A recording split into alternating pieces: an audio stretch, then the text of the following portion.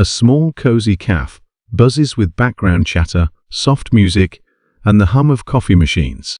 An elderly woman, Clara, in her 70s, walks inside, looking a bit lost. Her modest dress and gentle smile give her an unassuming, humble presence. She approaches the counter where James, the manager, a slick man in his 30s, with an air of arrogance, stands working, engrossed in his tablet. Clara, politely, "Good morning, dear. I was wondering if I could have a moment of your time." James, barely looking up, "Yeah, what do you need, ma'am?" Clara, glancing at the pastries behind the glass, "I wanted to see if you might have some fresh pastries that are less expensive than the ones out here. Maybe something that didn't sell yesterday?" James sighs, rolling his eyes. "This isn't a charity. We don't serve leftovers, okay? What you see is what you get. Prices are right there." Clara, a little embarrassed but still gentle, "I understand. I'm just a little short on cash this month, and I thought it was worth asking." James, smirking, speaks loudly enough for others nearby to hear. "Well, maybe you should try budgeting a little better, huh? Or go to a food bank if you're that desperate." Clara looks down, fidgeting with her bag, her cheeks flushing with shame. A few customers glance her way, discomfort flickering in their expressions.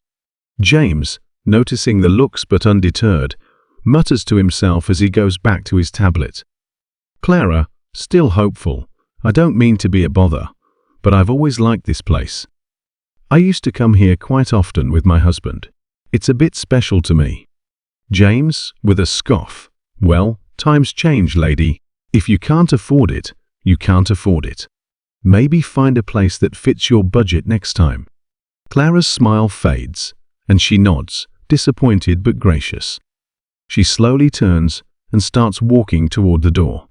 Just as Clara reaches the door, a young woman named Sarah, a barista, who has been watching from behind the counter, steps forward and speaks up, trying to help.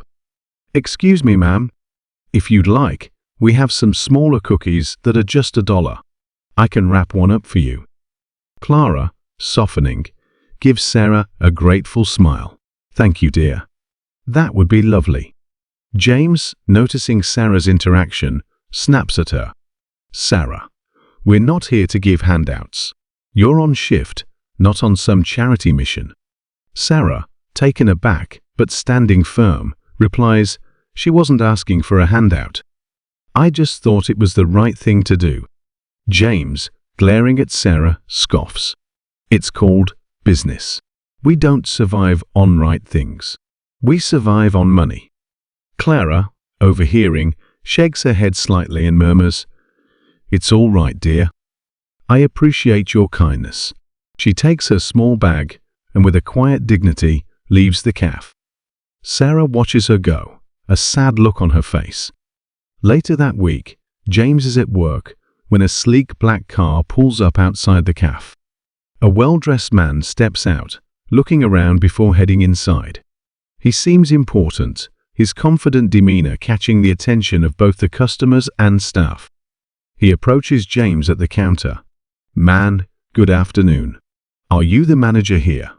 James, perking up at the sight of someone who looks like he could be a VIP customer, quickly nods.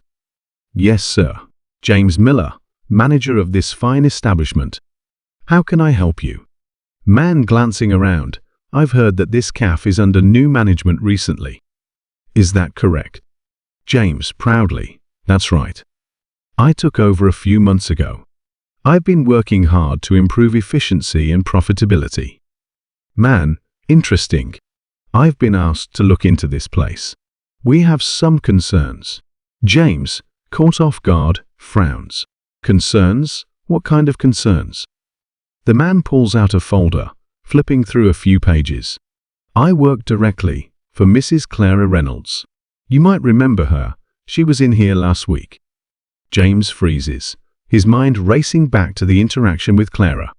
He stammers, "Wait, Mrs. Reynolds?" Man, nodding yes. "She's the owner of this cafe. She has several properties around the city and likes to visit them in person now and then. James, horrified, realizes that the poor elderly woman he'd humiliated was actually his employer. The man continues, his tone stern. Man, she was disappointed with her experience here. I believe she found the attitude of management to be less than respectful. James stammers, trying to explain. Sir, I didn't realize who she was. I thought she was just a regular customer. Man, and that would make it acceptable to treat her the way you did. James's face reddens. No, of course not. I just didn't think. Man, cutting him off exactly. You didn't think. Clara is a humble woman. She doesn't demand special treatment, but she does expect her customers to be treated with respect and compassion. Your actions reflect poorly on her establishment. James, scrambling to salvage the situation, forces a nervous smile. Please, let me apologize to her. I'll do anything to make it right. Man, actually, Mrs. Reynolds has already decided on a course of action. She believes this cafe would benefit from a new management approach. Effective immediately, you're relieved of your duties. James's face falls. You're firing me? The man, nodding, replies without emotion, yes. Clara wants this cafe to be a welcoming place. She believes her employees should reflect that kindness. It's clear you're not aligned with her vision. James, realizing there's no saving his position, stares at the floor, regret evident on his face. Sarah, watching from behind the counter, looks shocked but relieved. The man turns to Sarah. You're Sarah, correct? Sarah nods, a bit nervous but hopeful. Yes, sir.